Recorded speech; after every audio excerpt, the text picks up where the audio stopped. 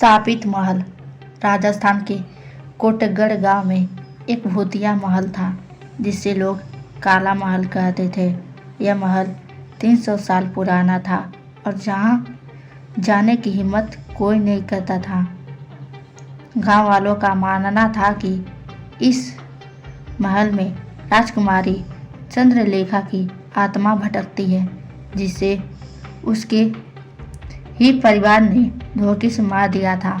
कहा जाता था कि जो भी इस महल में एक रात गुजारता वह जिंदा वापस नहीं लौटता।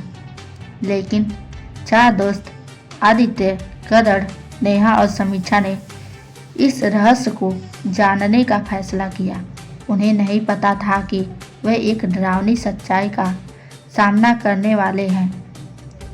गांव के सबसे बुजुर्ग व्यक्ति पंडित सोमेश्वर ने बताया कि यह महल कभी राजा विक्रम सिंह का था।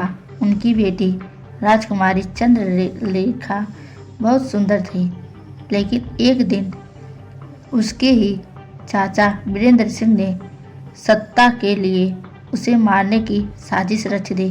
राजकुमारी को जिंदा महल में दीवारों के अंदर चुनवा दिया गया। मरने से पहले उसने श्राप दिया, जो भी इस महल में आएगा वह मेरी तकलीफ को महसूस करेगा और मर जाएगा। तब से यह महल वीरान पड़ा था। आदित्य, गरुड़, नेहा और समीक्षा को भूतिया जगहों पर जाने का शौक था। अगर यह महल इतना डरावना है तो हमें इसे खुद देखना चाहिए, आदित्य ने कहा। गांव वालों ने उन्हें रोका, लेकिन वे नहीं माने। रात के 2 बजे चारों दोस्त काला महल में दाखिल हुए। महल के अंदर घुसते ही चारों को अजीब सी ठंडक महसूस हुई। यहाँ का माहौल बहुत अजीब है, नेहा ने कहा। समीक्षा ने जैसे ही एक पुरानी पेंटिंग को छुआ, पेंटिंग अपने आप गिर गई। तभी अचानक महल के अंदर किसी औरत की रोने की आवाज़ आने लगी। कोई यहाँ है, करण ने घबरा कर कहा। अगली सुबह जब चारों दोस्त गांव में वापस जाने लगे तो करण अचानक कहीं गायब हो गया। आदित्य, करण कहाँ गया? समीक्षा ने घबरा कर पूछा। महल के हर कोने में ढूंढने के बाद भी उसका कोई निशान नहीं मिला। क्या वह भूतिया शक्ति का शिकार बन गया? नेहा ने कहा। अब यह साफ था कि महल में कोई अनदेखी शक्ति थी। आदित्य ने तय किया कि वे महल में जाकर करण को बचाए। अगली रात वे फिर काला महल पहुंचे। महल की दीवारों पर खून के निशान उभरने लगे। यह सब कुछ पहले क्यों नहीं दिख रहा था? समीक्षा ने कहा। तभी अचानक उनके सामने राजकुमारी चंद्रलेखा की परछाई दिखी। तुम लोग यहाँ क्यों आए? उसकी आवाज़ गूंजी। चंद्रलेखा की आत्मा हवा में उठी और महल की दीवारें हिलने लगी। हमें माफ़ कर दो, हम सब अपने दोस्त को ढूंढने आए हैं, आदित्य ने रोते हुए कहा। चंद्रलेखा की आंखों में गुस्सा और दर्द था।